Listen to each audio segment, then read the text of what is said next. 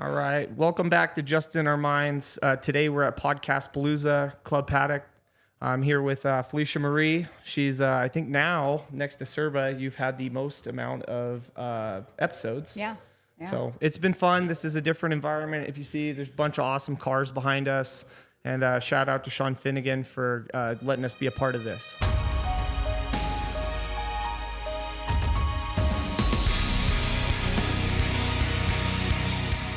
Getting into things, what's new in your hemisphere of life? So, few things. I got the opportunity to mentor a really amazing person, and it led me to deciding that I'm going to certify people in what I do. Awesome. Yeah. So that's like next level of how I've been operating in my business, I feel like. Mm-hmm. So what what spawned that? Like, are you creating like a teams, or do you have specific individuals that kind of realize that they could do what you do? So what happened is I met somebody and he was like, I need to do what you do. That's what I want to do. And so I never really considered certifying people. But I have created my own methodology with how I work with my clients. And so it just sparked that creativity in me to bring that to life for other people, because nothing bothers me more in the coaching space than people who just give people content and not the real deeper transformation. Right. And that's part of it, right? Yeah. Being able to transmute that into your own version of whatever it is like the final, or could be one of the final steps. Yeah. Yeah. So I just imagine that if what I do changes people's lives, why not next level help other people do what I'm doing and elevate myself. And what's crazy about the whole story is, like, the night before I met this person, I was going through my own process of, and you probably get this because you work with so many people, just like so drained with the same client, with the same story, and it's just not as fulfilling. And I really have to have my heart in what I'm doing and feel purpose in it. And so I was getting to a place, and I think I've talked to you about this before, but getting to a place where I'm like, I'm so drained of working with people, and I need to shift the way that I'm working with people so that I feel really good about that exchange. And so meeting this person just amplified that. And it was like the next day. I was talking about it one night, and the next day it happened. Yeah, real life manifestation. Yeah, it was, and it was like the fastest. Those are like the time I always think about. Like, there's the things you want in life, but there's also the things the universe or God provides for you. Yeah. And then you have to step into that realm. Like, it was when so the door fast, opens, too. you're like, all right, here we go. That's that next step. Yeah, I didn't even have any choice. It was like, boom, here it Cool. is. Well, I guess I'm doing this now. Yeah. But then that, I'm like you were saying, I'm sure that now reignites like a whole new level of, like apparently you go through the dopamine, the serotonin, the different levels of the neurochemicals, but it also hopefully reignites your soul to be able to accomplish just that much more. And for you, that means you're going to not ripple 1,000 ponds. Now you can ripple 10,000 ponds. Yes, and so on and so forth. That's what I've been looking for, because I want to make the most, like the biggest impact. So why not work with people that are doing what I'm doing? And you just see it everywhere. You see people who elevate themselves as a coach and a mentor, and there's different levels to that. I just didn't quite know what that was until I had this experience. Yeah. So, and then after I started working with it and creating something to certify people, I realized that I created my own method in my coaching style and how I work with people. And I was like, oh, this is magic I need to share with people. It's cool too, because then when you're creating these structures, then you have the opportunity to see what works, what doesn't with other coaches and things. And maybe these coaches can add something to the systems too as well. Yeah. That was something I know, because I used to coach coaches to be better coaches for individuals. Right. And sometimes what you have works, but not in the layout that you thought it was going to function, if that makes sense. Yeah. So what are going to be some of the new, without giving out too much, but what are some of the new options and new skills you're going to be focusing on? So just really fortifying my method and being able to teach it to somebody and figuring out what that requires. The KISS method, right? You gotta keep it simple, stupid. Yep, keep it simple. And so that means that I have to, on a high level, understand how I'm helping people, like in real time. Like what actually causes the deeper transformation that my clients are always telling me after 1 or 2 sessions. You know, like I get feedback, very many messages that are, one session with you was more than 5 years of therapy. One session with you is like 10 years of therapy combined. One session with you completely changed my life. And so I've always wondered, well, what is that? Like, what am I doing to make that happen? And so just getting clear on that method, being able to teach it with people. And the biggest part of it is, what is real deep transformation in the perception of our reality right now, right? And with everything we have going on too, with the overstimulation of the mind, the body, we have too many options for knowledge. Yes. And then we have all these like social media gurus and Yeah. endless amounts of courses you could take. So Yeah. like for you, adding something that is super functional for the mind, I think is huge. Giving Yeah. people real skills to be able to navigate the waters that are out there, because they're getting deep and darker. Yeah. Well, the intention that I have with what I'm creating right now too is, I don't want you to go buy any more courses after this. Like, so many people hire me because they're on that train of, let me get this podcast, let me listen to this content, let me buy this book, let me get all of this information into my mind, which wisdom is not transformation. Wisdom is like the first part to transformation. So when we have all of these people that are in content overload, like us, right? How do we get to the deeper transformation? It's not in the content. It's changing the context of your identity and the way that you see the world. So I need to bring that into a formulation that helps other people do that, so that we're not all in this cycle that we've been in. And you know exactly what I'm talking about because you've seen it. Well, and then there's like spiritual, emotional plateaus, I feel like. So once you get to another level, then your ego brings up a new roadblock that you don't realize is there. Another layer. Yeah, if you can't get through it. Yeah. What are some of the the with your new methodology, what are some of the like the highlights that have happened with you from this, like from your new adventures? Well, part of it is a little in my ego, because part of it is like, wow, I'm a badass at what I do, and I do it really fast and I do it really well, right? And then recognizing like, that's the method. How can I get to the root very quickly and heal that, and then just watch the entire person transform after that moment, right? So I think some of the highlights have been fueling my ego on some level of like, this is really cool what I've created, but then also making an impact on a level that a lot of people aren't touching. You know, a lot of people aren't going deep enough into some of these things that you and I talk about. Oh, 100%. Even Yeah. for myself, like when I first started listening to your tracks and getting a modified version of your course that we created, I've noticed too, there's those hesitations, the days you don't listen to them. And you mentioned that, and I was like, nah, I got this. I do most of the things I do all the time. And there's always the ego or whatever that is that puts you in front of, or takes that thing away from you that keeps you from leveling up. Yeah. That was something I noticed for myself personally, was like the self-sabotage comes in interesting Yes. ways. Like, Yeah. you know, especially when you hit like I noticed that the other day, like I did this, one of the most gnarly, amazing breathwork sessions I've ever done. Like I had never seen ancestors, and I did. I do you know love Brock it. from Yeah, Full House? yeah. Yeah. So You went shout to out that to event Brock. with Brock. Yeah. Love Brock. Was it Saturday morning? Yeah. At the spa. Him and Anna. Yeah. Crazy. Yep. Crazy. And I wasn't even channeling just my ancestors. I was channeling the ladies' ancestors that was down at because I described one of the people. Yeah. And she was like, I see him. And I'm like, oh, okay. Oh, well, it was this someone is, else's ancestor? Yeah. And because he was looking over at her, and I'm like, You're like, who's that guy? I was like, this is interesting. And I was like, hey, you want to look at me? Are you here to dog? talk to me, or are you here to But then talk when to she was her? talking about it, and then she stands up, and she's taller than me. Yeah. And it looked like some like Nordic god type of guy with big thick beard, like Yeah. very interesting. But then she was like, oh, I usually see people, but I didn't see him this time when they shared. And I was like, That's some pretty cool. Isn't it fascinating that you can like tap into other people's stuff? Yeah, which I didn't know that was on me, but it is there now. Yeah, I was do it more of all a the feeling type time. of person. Yeah. But it was interesting because like the past 2 weeks, I started listening to the tracks again. You know, I took some time off unintentionally, and things leveled up even more for me.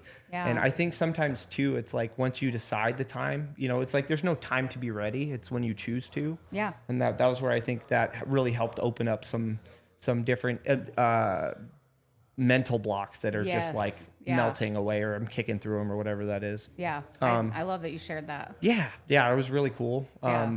It's been cool. Like my life's been leveling up like crazy, and I Yeah. know part of that is because of your courses and like thank you. the tracks that you've been offering me up, Yeah. blessing me with. And then so from the beginning of the work you've started, not just for yourself but your courses, how different have they become, and how much of that has to do with like social media and different environmental factors that are changing? So when I first started working with people, I love talking about this. I started a program I launched a program, my very first one, called Becoming Your Own Guru. Because when I started coaching people and stepping into the healing space, everybody's looking for the answers outside of themselves. And I'm like, this is such a disempowering place for people to operate from when they're looking outside of themselves, because everything is within us. Like all of the answers, all of the dreams that you have, everything that you want that's possible is inside of you. So when I launched that course, everything that I've launched, I've done because I want to learn it, right? We teach because we want to learn, and teaching and guiding is the highest level of content creation, in my opinion, and creation in general. If I'm teaching someone something, I'm learning at the highest level. And so that was my self-mastery at play. And I feel like that's a big, it's a hard hurdle to get over, of like sometimes talking about what you want to talk about or talking about what people need to hear. Yes, they're two totally different things. Huge difference. Yep. Because I know we've probably both been there. We create something, and we're like, this is the coolest thing I've ever made, and it just doesn't translate well. Because I feel like with the algorithms and different things now, like people, like the algorithm almost wants you to copy other things until something cool comes out. Yeah, So that's very true. what is your opinion on being authentic and being and creating the version of yourself that the world can experience to help them in a deeper level? I will say that through all of the programs that I've had and the relevance to social media with creating those programs, you definitely on some level need to move with what's happening in the world to be relevant to people, because people want to relate. And if they don't relate with you, they don't buy from you and they don't work with you. So on some level throughout my process of course creation and mentorship and leadership, I've moved with the world on that level. But I really feel like that is the journey to authenticity though, right? Because you start to discover where you're coming out of character and doing things just because it's popular and things that people are talking about, versus your own internal experience of what you truly believe and being able to share that. I didn't become authentic in who I was by hiding behind what I had to offer. I had to actually become what I teach. I've had to embody what I teach and what I mentor people with, and also remain my authentic self the entire time, which means, one, I have to be honest with me first, then be truthful with my audience, right? And authenticity to me is the reason why it's the highest vibration on the planet, and I love this, is if you're lying to yourself on some level, you're lying to the people around you on some level. However you're treating your own inner world is what you're giving to others, regardless of whether you're conscious of it or not, because the majority of it's unconscious. So when you're wearing a mask and you're putting on a show and you're pretending for whatever reason, whatever need is getting met at that time, which is usually I need to be seen, I need to be heard, I need to be validated, I need to feel powerful, whatever. When you're operating like that, how do you expect people to show you who they are in return? How do you expect people that you're helping to come with their real issues, their real problems, when you're perfect all the time and you have nothing going on with you and you have everything figured out? And I had to learn as a coach, because my clients all the time would laugh at me like, oh, you're perfect. Like you don't go through anything. And I was like, you guys don't even know the battle between my two ears. I've spent 35 years wanting to kill myself. Yep. Right. And you would never know that.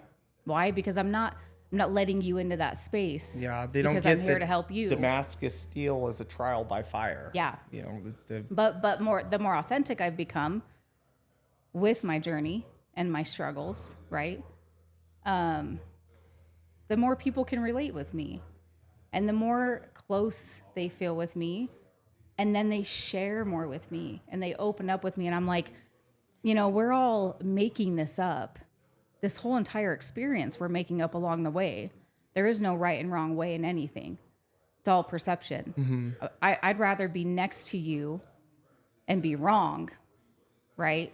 So that we can relate, so that you're not alone in this and I'm not alone in this.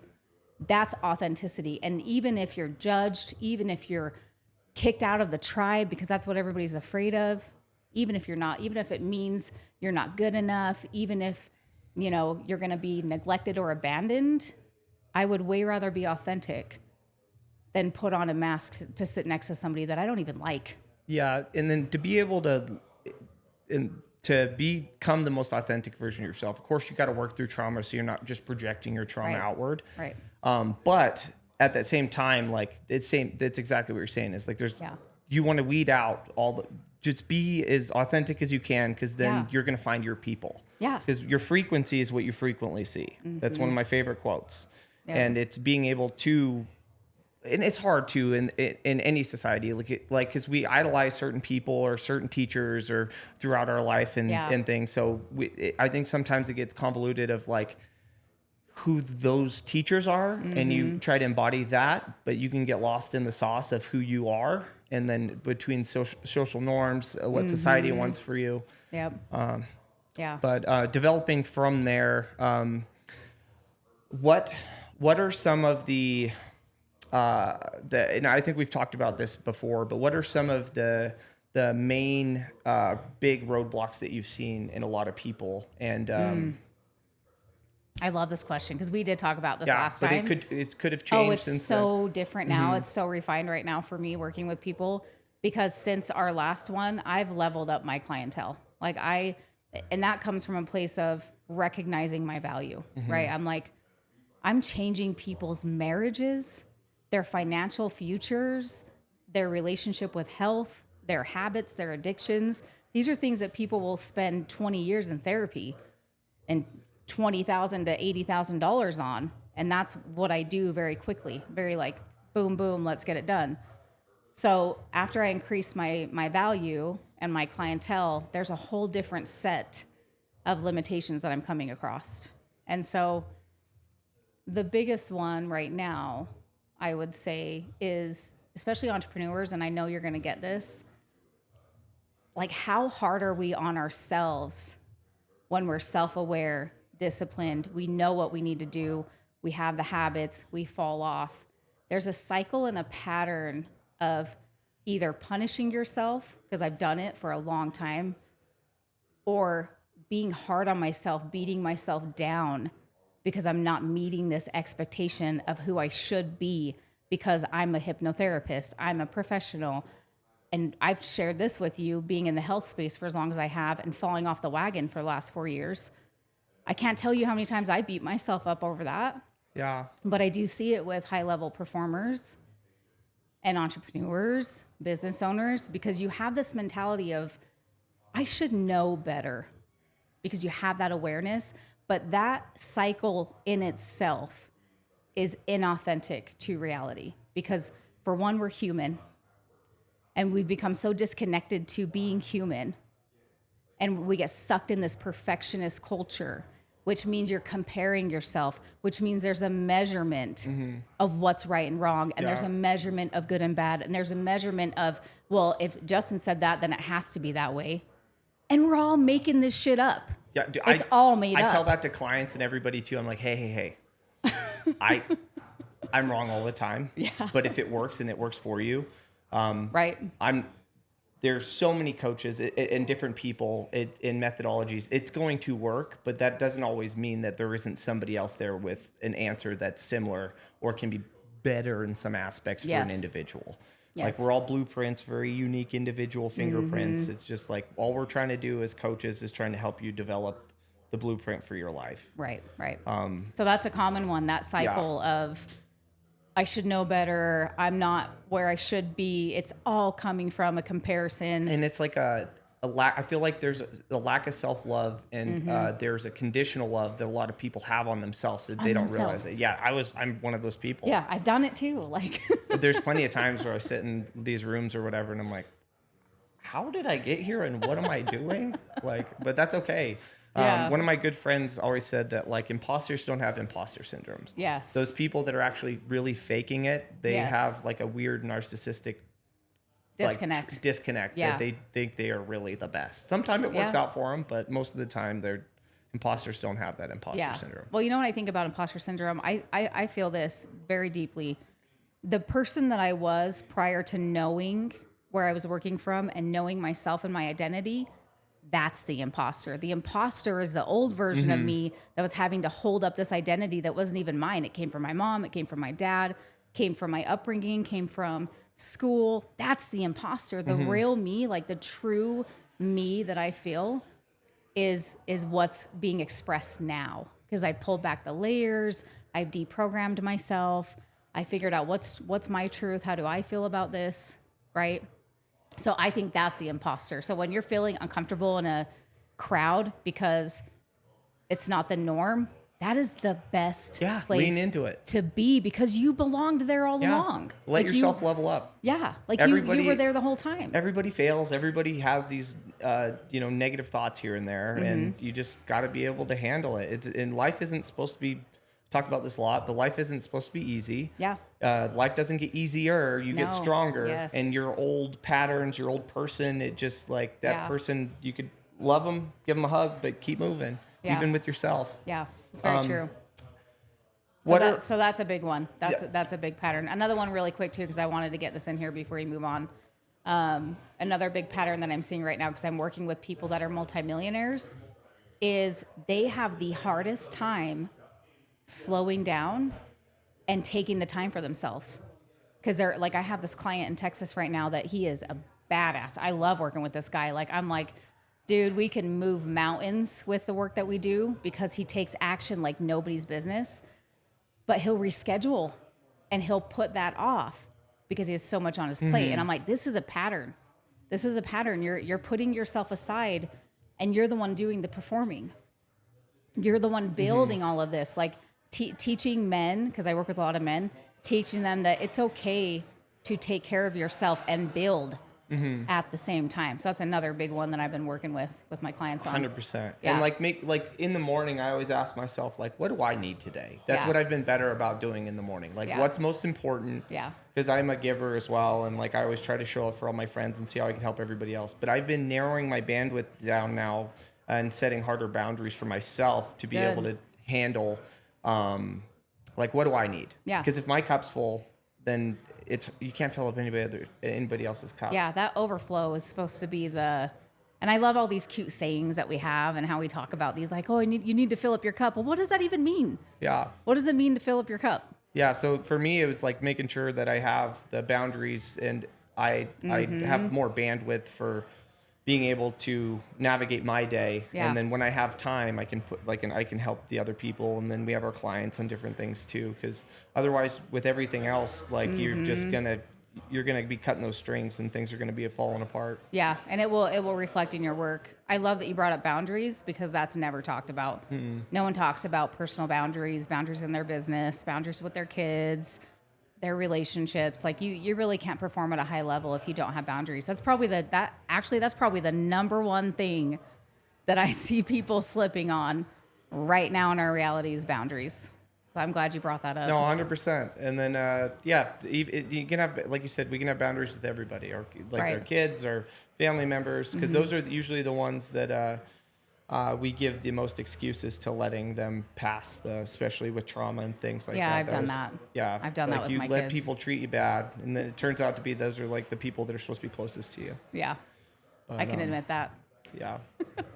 So talking about what are some of the biggest anchors that you feel like for yourself and other people that hold people back from being able to set sail in life?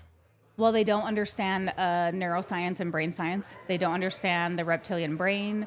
They don't understand how your identity is created from your upbringing.